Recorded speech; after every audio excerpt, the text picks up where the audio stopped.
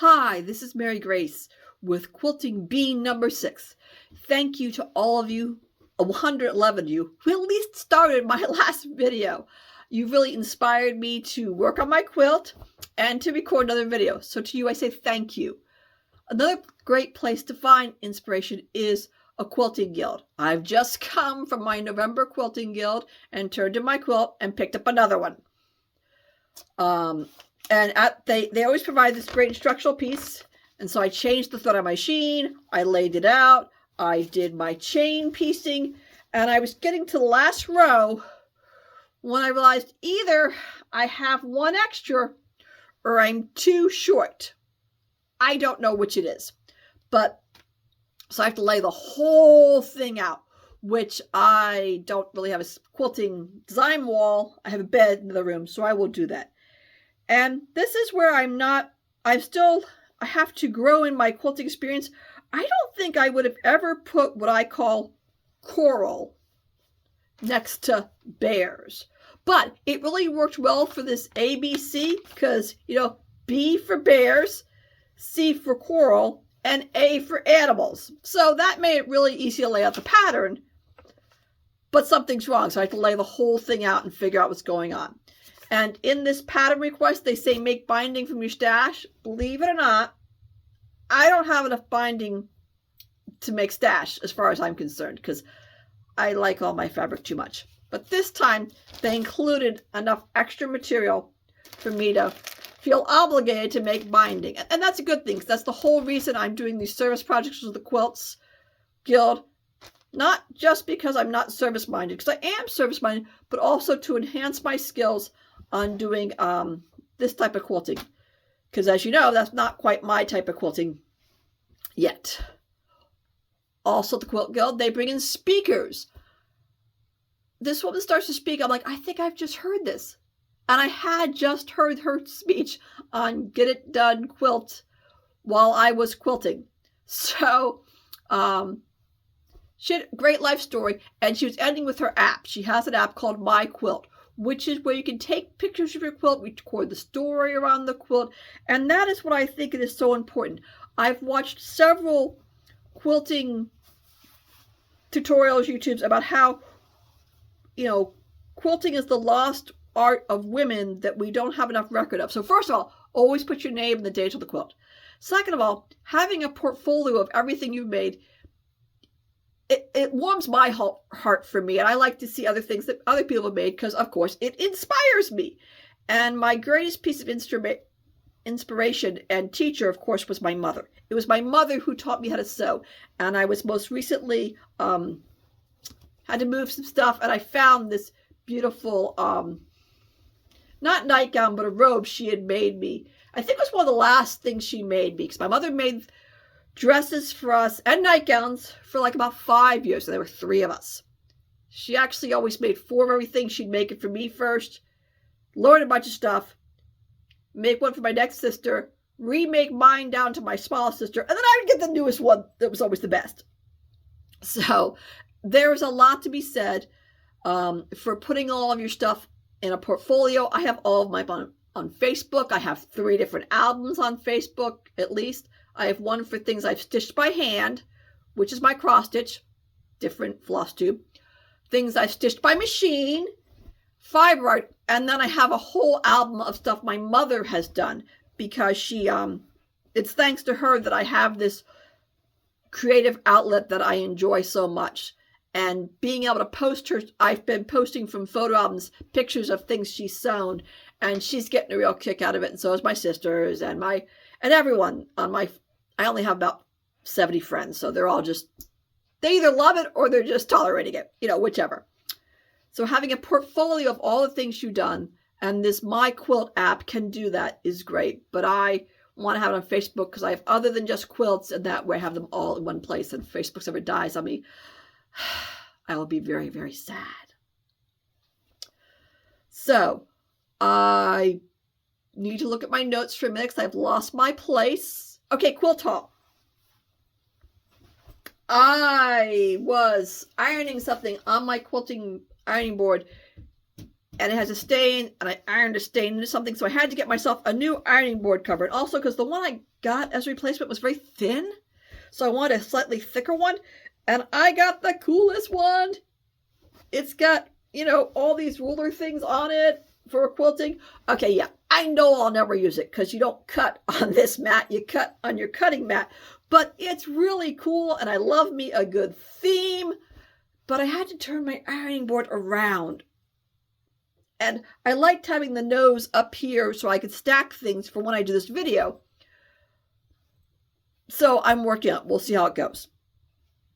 Now, the part of the video I know you've all been waiting for. How is she doing on her hexagonal quilt? I am up to 50 hexagons. No, I don't actually know how many I need. Yes, I have laid it out, and then I picked it all up because I hadn't finished. I just laid out what I had. And I had bought these tones originally and this blue. And when I laid it all out, I hadn't actually done any of this blue, but I did not like how they looked. So off to Capital Quilts to the rescue. Joann Fabrics, nice, cheap fabric, but not a lot of selection. Capital Quilts, which I am lucky to live nearby, they don't sponsor me, has all the fabric. All the fabric. It's just beautiful. So I needed more sky fabric, so I found this beautiful.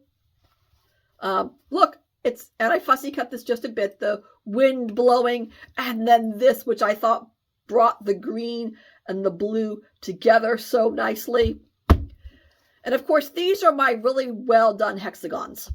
These hexagons, because it was not from that fabric cake, I did cut all the sides. I cut it correctly.